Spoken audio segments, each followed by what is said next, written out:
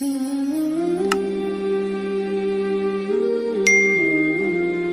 کس کو مانتے؟ اللہ تبارک و تعالیٰ نے 4 کتابیں نازل فرمائی، اللہ دے دیتا حضرت جبریل سب کی چھتوں پہ، اللہ کے فرشتے بارش برساتے ہیں نا، کتابیں بھی برس سکتی تھی، چھتوں پہ گرا دیتا کہ لو پڑھو، لیکن اللہ نے کتابیں 4 بھیجی، نبی 1 لاکھ کم و بیش 24,000 عطا فرمایا کتاب پڑھنی ہے، پر جب جلوہ دیکھنا ہے تو میرے مصطفیٰ کا دیکھنا ہے، حضور کے نور کی روشنی میں تم نے قرآن مجید کو پڑھنا۔ تو بھائی سمجھ نہیں ہے، میں آج تک سمجھ نہیں آئی آج تک کہ گاڑی کا پتہ ہے کہ اس کی ہینڈ بریک کہاں ہے، اس کا کلچ کدھر ہے، اس کی فلاں چیز کدھر ہے، پھر بھی ایک استاد پیسے بھی لیتا ہے، 15 دن ساتھ بھی بٹھاتا ہے، پھر طریقہ سکھاتا ہے۔ جب ایک چھوٹا سا کام بغیر استاد کے نہیں آتا تو دین بغیر استاد کے آ جائے گا؟ اور دین کے مسئلے باریک ہے، یاد رکھیں، شیطان حملے کرتا ہے، باریک بات ہے۔ تکبر والا جنت میں نہیں جائے گا، ریاکاری والے کی عبادت قبول نہیں ہوگی، حسد والے کے اعمال ضائع ہو گئے، جھوٹ بولنے والے کو حضور نے فرمایا میں اسے مومن ہی نہیں مانتا۔ اب یہ ساری چیزیں جو باطنی نقص ہیں، یہ بیماریاں ہیں باطن کی، آپ اگر دوائی نہ لیں تو آپ کے جسم کی بیماری نہیں جاتی، درویش کے پاس نہ جائیں تو آپ کی روح کی بیماری نہیں جاتی، جھوٹ نہیں چھوٹ سکتا، بدی نہیں چھوٹے۔ ہم نے دیکھا ہے تھوڑی دیر کے لیے لوگ مسجد آتے ہیں، نماز شروع کرتے ہیں، عمرہ کر کے آئے تو شروع ہو گئی، تھوڑا سا حج کر لیا شروع ہو گئی، خدا نخواستہ گھر میں کسی کا انتقال ہو گیا تو نماز شروع ہو گئی، تو ٹھیک ہے، لیکن وہ بعد میں چھوڑ جاتے ہیں۔ قائم کون رہتا ہے؟ قائم وہ رہتا ہے جس کے پیچھے کوئی قائم رکھنے والا ہوتا ہے۔ موبائل بند ہو جاتا ہے اگر بیٹری اس کی چارج، ہم اللہ والوں کے پاس جاتے ہیں، ان کی 2 باتیں بیٹری چارج کر دیتے ہیں، وہ ہمیں بتاتے ہیں کہ جینا کس طرح ہے، انسانیت کیسے تم نے اپنے اندر پیدا کرنی ہے، تم نے اللہ سے ڈرنا کس طرح۔ ان کی باتیں دلوں کو نرم کرتی، ان کی گفتگو انسان کو بدل دیتی، ان کی صحبت میں بیٹھنے والا بڑا آگے جاتا ہے، جو ان کی خدمت عالی مرتبت میں رہتا ہے اللہ اسے اسی طرح کا رنگ عطا کرتا ہے۔ سنیں میرے نبی پاک سید عالم علیہ السلام کے صحابی حضرت ابو ذر غفاری نے پوچھا حضور ایک بندہ نیک لوگوں سے پیار کرتا ہے پر ان کی طرح کے کام نہیں کرتا، اس کے بارے میں حکم کیا ہے؟ کوشش کرتا ہے پر غلطی رہ جاتی ہے، پر پیار سچا کرتا ہے۔ تو آپ ترغیب و ترہیب پڑھیں، میرے رسول پاک نے فرمایا جو جس سے پیار کرے گا جنت میں اسی کے ساتھ کھڑا کیا جائے گا۔ کہہ رہے ہیں کہ حضور عمل نہیں کرتا، ایک مرشد کامل، لیکن میرے بھائی جو رب کریم کے بندے تھے ان کا رشتہ اصلاح کا رشتہ تھا، پیر کے ساتھ رشتہ اصلاح کا رشتہ ہوتا ہے۔ وہ جو لوگ رسمی بیعت کرتے ہیں نا، ٹھیک ہے مرید ہو گئے چلو روزی میں برکت ہو جائے گی، اس سے بھی انکار نہیں۔ اعلیٰ حضرت فرماتے ہیں بیعت برکت کی بھی بڑی بات ہے، اور دلیل کیا ہے؟ آپ فرماتے ہیں اگر اصحاب کہف کا کتا ولیوں کے پاس بیٹھ جائے اللہ اسے خالی نہیں رکھتا، تو تو ولیوں سے پیار کرے گا تو کیسے خالی رہ جائے گا؟ بیعت برکت بھی بڑی بات، لیکن جب آپ مرید ہو تو جس مکتب میں جائیں اس کا سبق یاد کریں، جس چیز سے روکا جائے اس چیز پر سمجھ آ رہی ہے میری بات؟ لوگ کہتے ہیں جی معرفت کیا ہوتی ہے، تو معرفت آپ قرآن مجید کا 15واں سپارہ آخر سے اور 16واں سپارہ شروع سے پڑھیں، حضرت خضر اور جناب موسیٰ کا واقعہ دیکھیں، وہ ساری معرفت کی بات ہی تو ہے۔ ایک بندہ قتل کر دیا جناب خضر نے، اور حضرت موسیٰ کہتے ہیں یہ کیا کیا؟ آپ فرمانے لگے یہ اپنے باپ ماں کے لیے تکلیف کا سبب بن جانا، لہذا قتل کر دیا، بچوں کی دیوار سیدھی کر دی، یہ ساری تفصیل قرآن مجید میں ہے۔ تو حضرت سیدنا موسیٰ علیہ السلام کہنے لگے یہ کیا؟ فرمایا ان کا باپ بڑا نیک آدمی تھا۔ تو بھائی تفصیل دیکھیں آپ، اللہ والوں کے پاس لوگ جایا کرتے ہیں، ان کے پاس بیٹھتے ہیں۔ ہمارے دور کے اندر ایک بڑا غلط کام کرتے ہیں لوگ، ایک تو جاتے نہیں، پیر نہیں پکڑتے، شیخ نہیں پکڑتے، اور حضرت بایزید بستامی فرماتے ہیں اگر نیکی بتانے والا تجھے کوئی نہ ہو، تیرا پیر کوئی نہ ہو، تو شیطان تو پھر ہے ہی تیرے ساتھ، بدی پہ تو وہ لگائے گا ہی۔ اگر نیکی بتانے والا کوئی نہیں تو پھر بدی بتانے والا تو تیرے ساتھ ہے۔ ہم نے یہ دیکھا ہے، اپنی زندگی کا چھوٹا سا تجربہ ہے کہ جو آ کے مرید ہوتا ہے وہ سارا بدل جاتا ہے، اس کے لیے داڑھی رکھنا آسان ہو جاتا ہے، اس کے لیے درود پاک پڑھنا، چڑھتی جوانی مال دولت سارا کچھ، لیکن اس کے لیے تبدیل ہونا۔ اور جو لوگ اس طرف توجہ نہیں کرتے، اس معرفت کی طرف رجوع نہیں کرتے، ان کی زندگیاں بیت جاتی ہے ویسے کے ویسے جاتے، تبدیلی نہیں آتی۔ تو بھائی اس زمانے کا جرم پتہ کیا ہے؟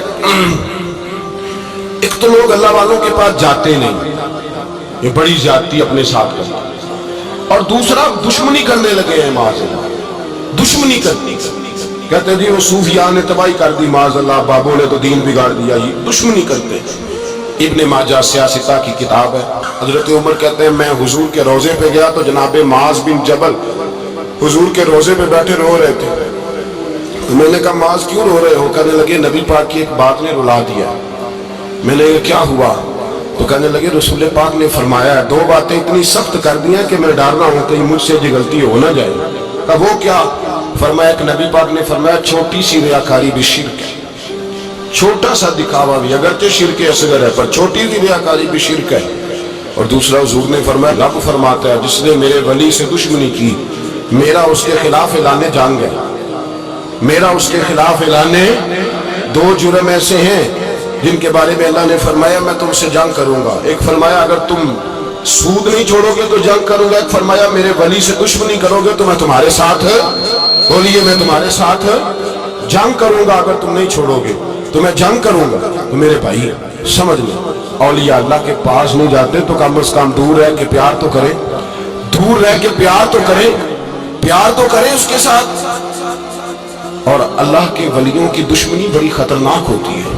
اب یہ جو حضرت معاذ رو رہے تھے نا تو اس کی شرح میں حضرت حکیم الامت نے لکھا ہے، حضرت معاذ کہنے لگے کہ میں رو اس لیے رہا ہوں کہ ایسا نہ ہو کہ میں کسی بندے کی بے ادبی کر دوں اور وہ اللہ کا ولی ہو، تو میں رو رہا ہوں کہ کہیں کوئی بات نہ مجھ سے نکل جائے۔ لوگ فار باتیں کرتے ہیں، فار لوگ ایک منٹ کے اندر بڑے بڑے لمبے چوڑے اعتراضات کرتے ہیں۔ تو بھائی اللہ کے ولیوں کے ساتھ پیار کریں، ان کی صحبت میں جائیں، ان کے پاس بیٹھیں، ان کی سنگت اختیار کریں، ان سے اپنی روح اور قلب کے لیے دعائی خریدیں، جو وہ پرہیز بتائیں وہ پرہیز کریں، پھر دیکھیں اللہ تبارک و تعالیٰ آپ کو نماز میں اطمینان عطا کرے گا، قرآن پاک میں دل لگے گا، درود و سلام کا موقع ملے گا۔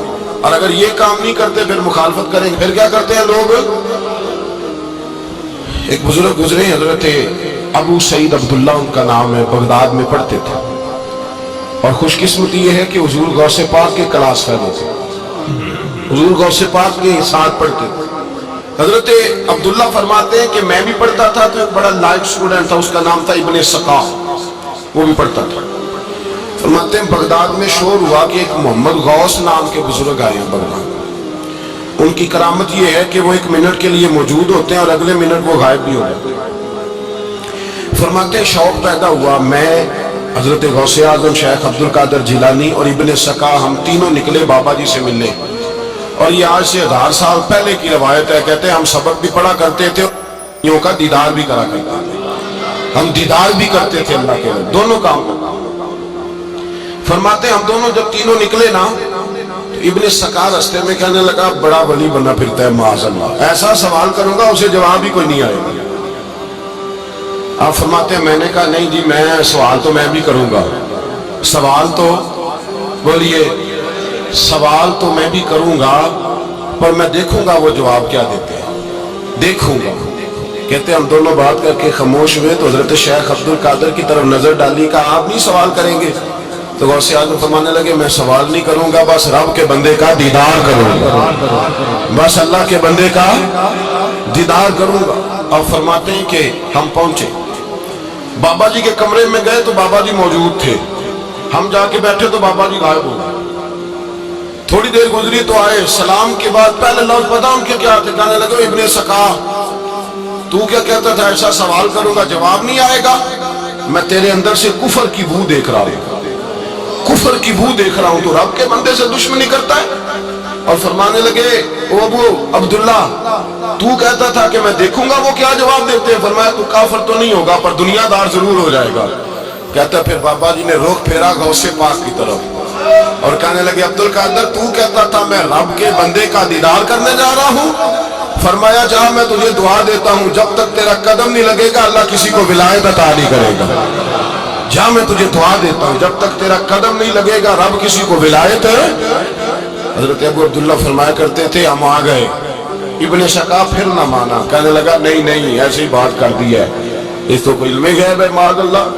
کہتے ہم نے دیکھا وہ سب سے بڑا عالم بنا، مناظر بنا، بڑی تقریریں کرتا، واضح کرتا، پھر وہ روم چلا گیا، روم کے بادشاہ نے اسے وزیر اوقاف بنا لیا، پھر ایک دن روم کے اس عیسائی بادشاہ کی بیٹی اسے پسند آ گئی، کہنے لگا میں نے شادی کرنی ہے۔ کہتے ہیں بادشاہ کہنے لگا کر دوں گا شادی، پر تجھے عیسائی ہونا پڑے گا۔ کہتے ہیں مارا قسمت کا معاذ اللہ ثم معاذ اللہ، نقل کفر کفر نہ باشد، عیسائی ہو گئے۔ آپ فرماتے ہیں مجھے بھی ایک بادشاہ نے بلا لیا، اس نے مجھے بھی ایک عہدہ دے دیا، میری بھی دنیا میرے کانوں تک آ گئی، بڑی جان چھڑاتا ہوں دولت سے، مال سے، شہرت سے، پر میری چھوٹتی نہیں۔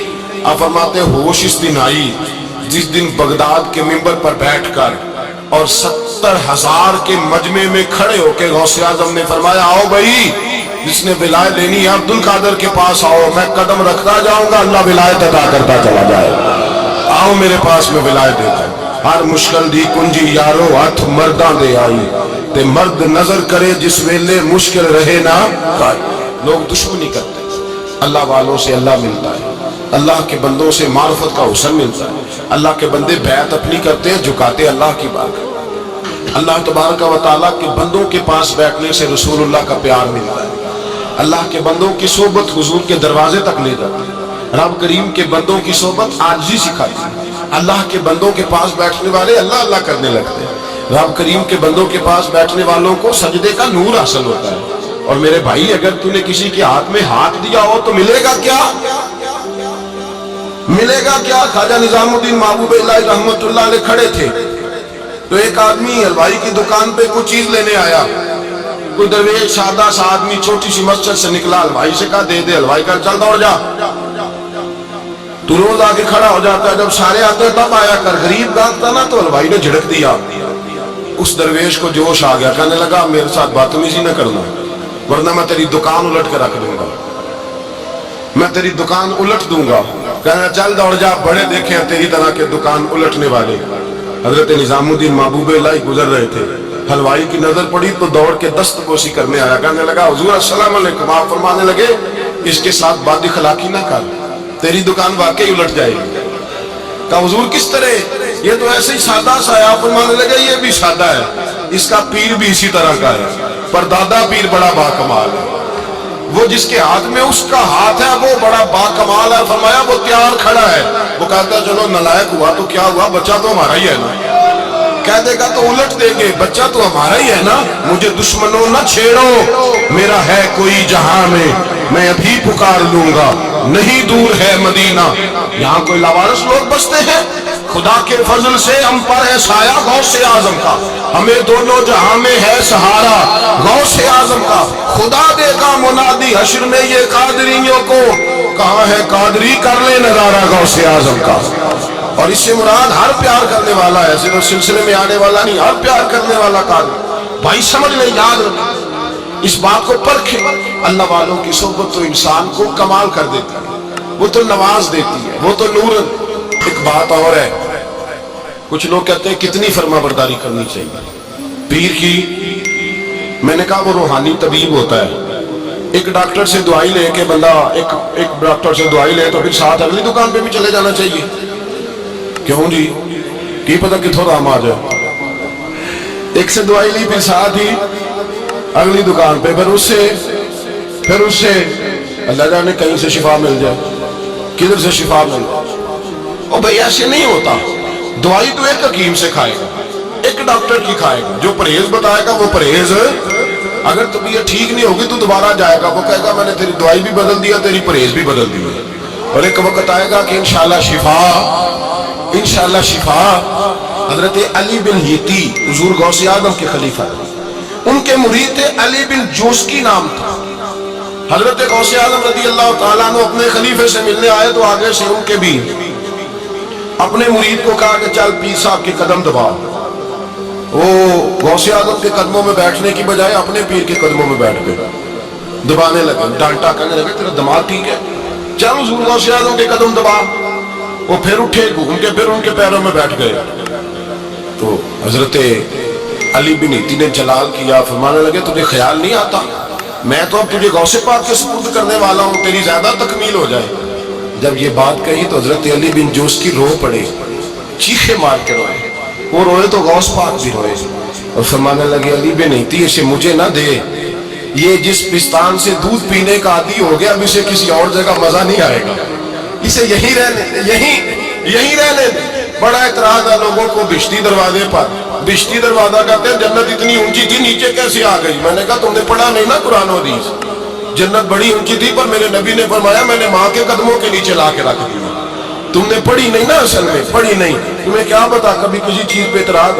ہم تھوڑا کہہ رہے ہیں کہ جو بشتی دروازے سے گزر گیا، ایک فضیلت ہی ہے نا جی، ایک ہر مسجد جنت ہے کہ نہیں؟ بولے حضور نے فرمایا جنت کی کیاریوں کے پاس سے گزرو تو کچھ کھا لیا کرو۔ جب ہر مسجد جنت ہے تو بابا فرید کی مسجد جنت کیوں نہیں ہو سکتی؟ عجیب چکر ہے۔ اور بندے بھی کہتے ہیں وہ جی فلانا گیا تھا تو کہتا میں جنتی ہوں۔ بھائی کس نے کہا؟ بلکہ ایک بڑی اعلیٰ حضرت کے مرید ہوئے مولانا حشمت علی خان صاحب، حضرت مولانا حشمت علی خان صاحب رحمۃ اللہ تعالیٰ علیہ نا پاک پتن سے واپس آ رہے تھے تو بس کی چھت پہ بیٹھے تھے۔ کہتے رستے میں نا ایک دو بندہ آ گیا جس کو تنقید کی عادت تھی اللہ والوں کو۔ مجھے کہنے لگا مولوی کہاں سے آ رہے ہو؟ میں نے کہا پاک پتن شریف سے۔ پاک پتن سے کہنے لگا میرے کپڑے سونگنے لگا۔ کہنے لگا بشتی دروازہ گزرے ہو؟ میں نے کہا گزرا ہوں۔ تو کہنے لگا پھر جنت کی خوشبو نہیں آ رہی؟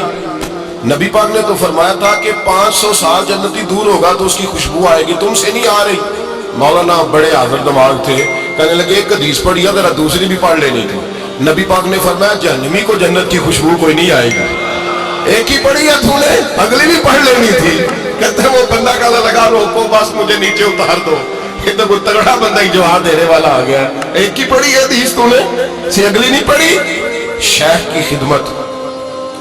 کی خدمت نواز دیتی ہے۔ اور پھر ایک اور بات، میرے حضرت صاحب تو حد کرتے ہیں، ایک جملے میں سمو دیتے ہیں سمندر۔ کسی نے کہا حضرت جی ساری زندگی بندہ کسی کی خدمت کرتا رہے اللہ کا بندہ سمجھ کے، وہ اندر سے جل ہی نکل آئے تو پھر تو آپ فرمانے لگے اپنے بندے کی خدمت نہیں کی، اللہ کے بندے کی ہے، تو اجر کس نے دینا ہے؟ بولے اول تو ایسا ہوتا نہیں، اول تو ایسا طلب پیدا کرو۔ آج لوگوں میں طلب نہیں، کہتے ہیں بڑیاں جگہ تے گیا ملیا کچھ نہیں۔ میں کہتے رہتے طلب نہیں پائی، طلب ہو تو کھانے کا مزہ۔ اعلیٰ حضرت فاضل بریلوی کا پیر خانہ ماریا شریف، وہاں کے ایک بزرگ تھے آل محمد ان کا نام تھا۔ ان کے پاس ایک بندہ آ گیا، پڑھا لکھا بڑا سیانا، کہنے لگا بابا میں نے بڑی خانقاہیں بڑے آستانے دیکھے، پیر کوئی نہیں ملا۔ آپ مسکرائے، آپ فرمانے لگے تیری نیت ہی نہیں تھی پیر پکڑنے، ارادہ ہی کوئی نہیں تیرا پروگرام نہیں تھا، ورنہ تو بڑے بڑے کامل لوگ ہیں، تیرے اندر طلب ہی نہیں۔ اندر کچھ شے خالی ہوگی تو کوئی معرفت کا نور آئے گا، تو خود بھرا ہوا ہے۔ کہنے لگا جی بڑی طلب ہے۔ آپ فرمانے لگے تجھے کہا ہے نا کوئی نہیں؟ کہنے لگا حضور ہے۔ آپ فرمانے لگے چلو رات سو جاؤ، خانقاہ پہ سویرے بات کریں گے۔ مرید کو کہنے لگے اسے 5 کلو مچھلی دو اچھی بنا کے۔ مریدوں نے مچھلی دے دی، پانی کوئی نہیں دیا۔ ساری رات تڑپتا رہا اور باہر سے کنڈی بھی لگا دی۔ سویرے حضرت آل احمد آئے، دروازہ کھولا، قدموں پہ گرا، کہنے لگا حضرت جی پانی، حضرت جی پانی پانی پانی۔ آپ فرمانے لگے سلام تو لے لے پہلے۔ کہنے لگا نہیں حضور پانی پانی۔ آپ فرمانے لگے بتا مچھلی کہے گا حضور پہلے پانی پہلے پانی۔ حضرت نے ایک جملہ کہا، رب کے بندوں کی ایک بات کمال کر دیتی ہے۔ فرمایا پتہ چلا طلب کیا ہوتی ہے؟